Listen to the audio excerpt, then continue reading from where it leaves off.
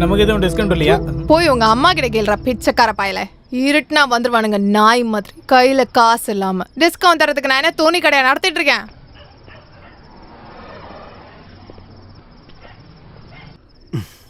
Hello. அடக்கடவுளே, நான் பாக்குறதுல உண்மைதானா? காரை நிறுத்தினவனே ஏதோ காத்து வாங்க தான் இறங்குறீங்கன்னு நினைச்சேன்.